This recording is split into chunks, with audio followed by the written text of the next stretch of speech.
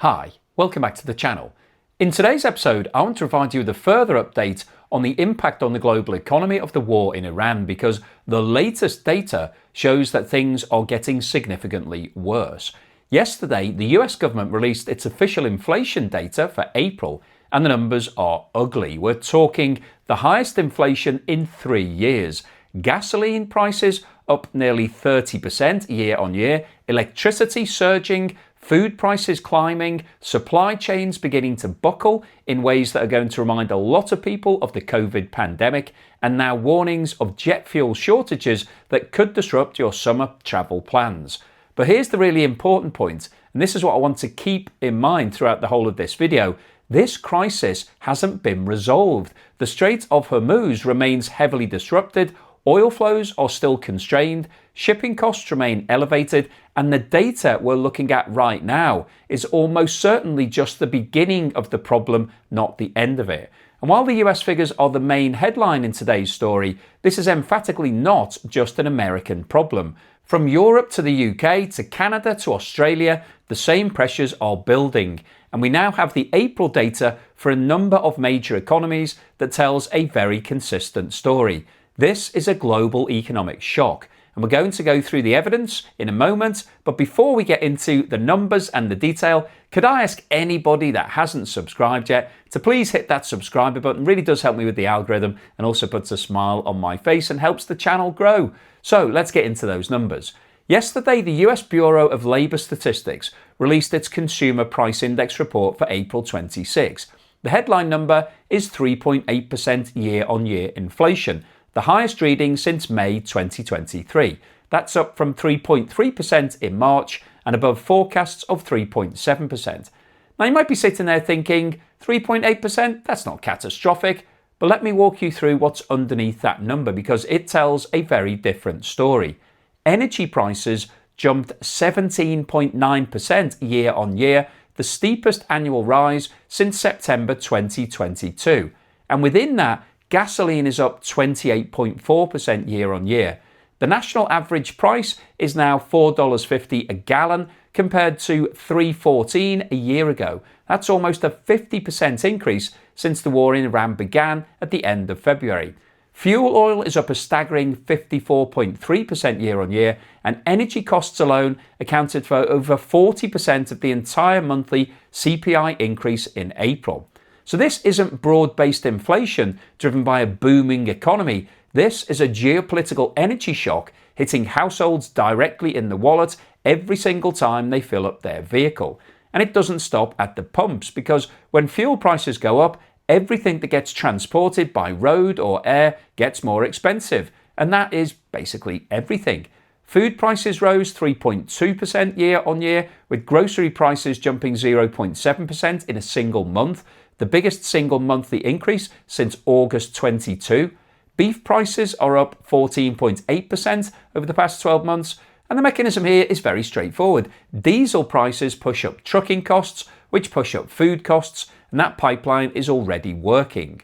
Housing costs rose 0.6% in April, meaning this is no longer just a fuel story. Inflation is broadening out. And here's the number that perhaps hits hardest.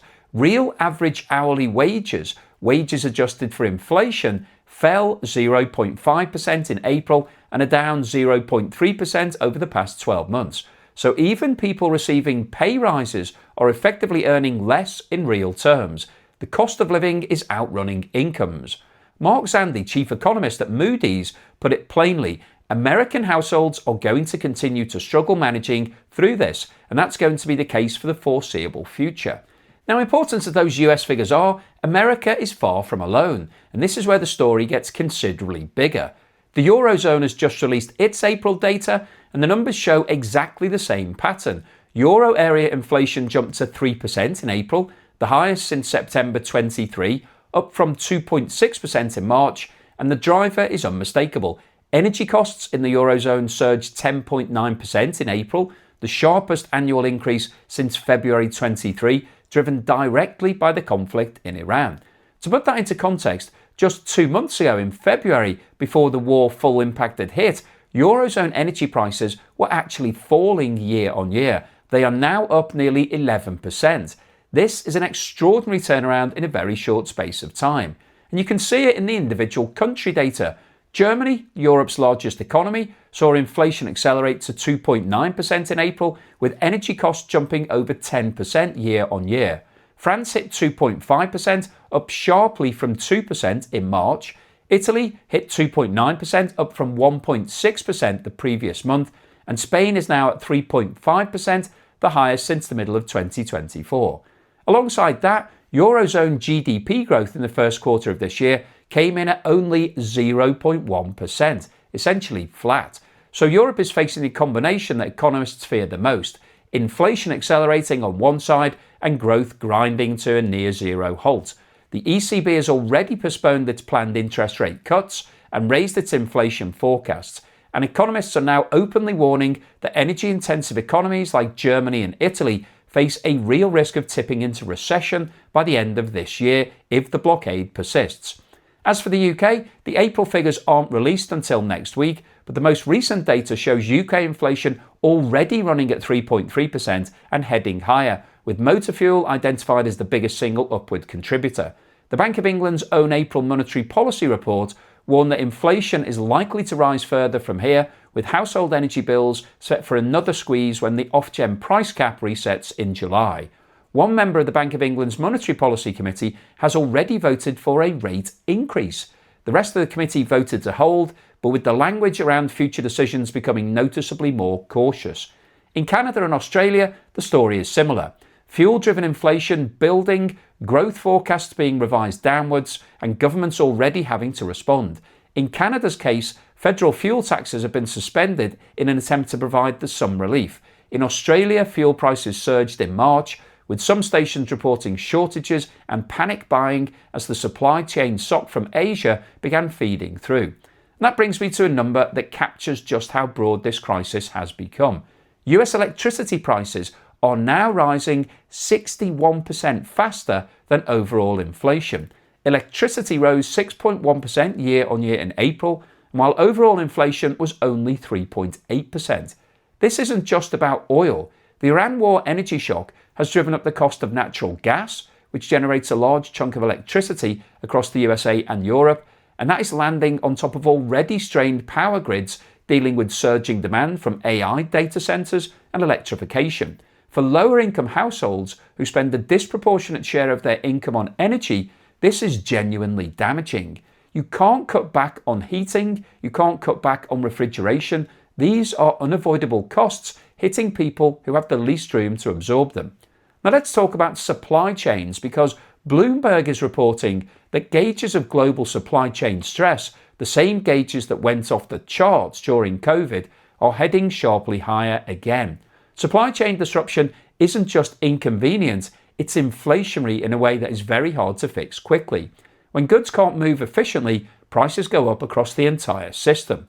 As we've discussed before, the Strait of Hormuz usually carries 20% of the world's oil and 20% of its liquefied natural gas. When that route is effectively closed, as it is just now, you don't just get an energy shock, you get a logistic shock. Shipping routes are being rerouted, insurance costs on cargo are spiking, lead time on goods from Asia to Europe and North America are stretching out. The International Energy Agency has called this the largest supply chain disruption in the history of the global oil market. That is the world's leading energy watchdog, not a headline writer. And then there's jet fuel, because the Iran war has created what's being described as a jet fuel supply crunch, threatening to disrupt the summer travel season just as we're heading into the peak Northern Hemisphere holiday period.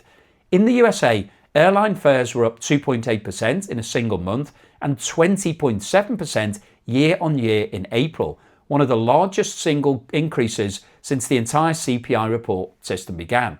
But again, this is not a US-only problem. Qantas in Australia, SAS in Scandinavia, Air New Zealand and India's two largest carriers, Indigo and Air India, have all announced airfare hikes, directly citing the spike in jet fuel costs. Airlines are among the most fuel-sensitive businesses on Earth. Jet fuel makes up around 25% of an airline's operating cost. When oil prices spike 50% in 2 months, airlines face a stark choice: absorb the losses, which many can't sustain, or pass those costs on to passengers. and historically they nearly always pass them on. For ordinary people planning their summer holidays, whether you're in the UK, Europe, North America, or Australia, the message is the same. It's going to cost significantly more than you budgeted for. And if your airline hasn't yet fully priced in this crisis, some fares could rise even further. Now, all of this puts central banks in an extraordinarily difficult position, and that has huge implications for everyone with a mortgage, a loan, or savings wherever you are in the world. Most major economies had only recently started cutting interest rates after several years of battling inflation. The Federal Reserve, the Bank of England, the ECB, the Bank of Canada, and the Reserve Bank of Australia had all been moving towards easier monetary policy. But if inflation is now accelerating again, central banks become trapped. Do they continue cutting rates to support weakening economies, or do they keep rates high or even raise them further to stop inflation spiraling out of control? Because here's the problem. This isn't demand-driven inflation. You can't fix a closed Strait of Hormuz with an interest rate rise, but central banks cannot simply ignore 3.8% inflation in the US, 3% and rising in the Eurozone, and forecasts pointing to higher across the UK and beyond, all moving in the wrong direction at the same time. In the USA, markets have completely abandoned any expectation of interest rate cuts in 2026. Some traders are now pricing in a rate hike by the year end, that possibility sitting around 30% according to CME Group data. The ECB has already postponed its own cuts. The Bank of England is facing a similar dilemma. Think about what that means for mortgage holders, for businesses trying to refinance debt, for anyone who thought the era of high borrowing costs was finally behind us. The word economists have been very careful not to use is now being whispered in a lot of rooms. Stagflation. Weak growth, rising inflation, central banks with their hands tied. Every significant oil price spike in modern history, 1973, 1978 and 2008, has been followed by some form of global recession. Economists are not yet calling this a recession, but they are noting the parallels with increasing unease. Now let me take a step back and make the most important point of this video. Everything we've just discussed, the US inflation surge, the Eurozone hitting 3%, the supply chain stress, the airline disruption, the electricity squeeze, all of that is largely April data. It reflects barely 2 months of this war's economic impact. The Strait of Hormuz crisis began on 28th of February. Iran closed the strait in retaliation for US and Israeli strikes. A conditional ceasefire was agreed on April the 8th, but even now, shipping through the strait is running at roughly 5% of pre-war levels. Before the war, around 3,000 vessels used that route every single month. Today, almost nothing is getting through. The US has launched a naval blockade of Iranian ports. The Iranian Revolutionary Guard has laid sea mines. 17 merchant ships have been damaged so far. The strait remains, for all practical purposes, closed. And that is not a tap you simply turn back on. The mines need clearing, insurance underwriters need to reinstate coverage, ship operators need to regain confidence. That takes weeks, potentially even months. Economists are telling us that even if a full resolution happened tomorrow, and there's absolutely no sign of that, it could take 2 to 6 months for supply chains to begin normalising. The pessimistic scenario is 6 to 9 months to get back to where we were at the start of 2026. And the other risk now being highlighted is what economists call second-round inflation effects. Initially, you get the direct shock from higher oil and energy prices, but over time, those higher costs spread into wages, food, prices, transportation, manufacturing, retail, hospitality, and services.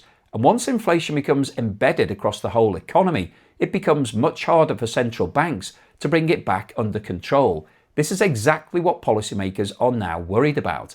The May figures, the June figures, they're going to reflect a situation that is still deteriorating. The April data is a lagging indicator. The full impact of oil above $100 a barrel hasn't finished working its way through the system yet. UK household energy bills haven't been reset yet. European gas storage heading into next winter still needs to be rebuilt. Unless there is a major de-escalation in the Middle East relatively soon, the economic risks continue to grow every single week. So to summarise where we are, in the United States, inflation hit 3.8% in April, a 3-year high. Gasoline is up 28.4%, fuel oil 54%, and real wages are falling. Electricity has risen 61% faster than overall inflation. Across the Eurozone, inflation jumped to 3% in April, the highest since 2023, with energy costs up nearly 11%. GDP growth virtually zero in the first quarter, and Germany, France, Italy and Spain are all seeing inflation accelerate. Recession warnings are being issued for the bloc's largest economies. In the UK, inflation is already rising sharply. The Bank of England is on hold with rate hikes back on the table, and the worst of the household energy squeeze is still to come in July when the rates are reset. In Canada and Australia, fuel-driven inflation is building, growth forecasts have been cut, and governments have already started to intervene. Globally, supply chain stress gauges are heading back to COVID-era levels. A jet fuel crunch is threatening summer travel on every continent, and central banks across the world are caught between weak growth and rising inflation with very few good options. And the Strait of Hormuz is still essentially closed. We are nowhere near resolution. This is not the end of the story, this is the start of the problems. So I'll keep you posted on any further news and developments as and when they occur, but hopefully you found today's video useful, informative, and most importantly, thought-provoking. If you've liked what I said, or maybe you didn't like it but you thought it was interesting, then please give me a thumbs up. Please subscribe to the channel if you haven't done so already,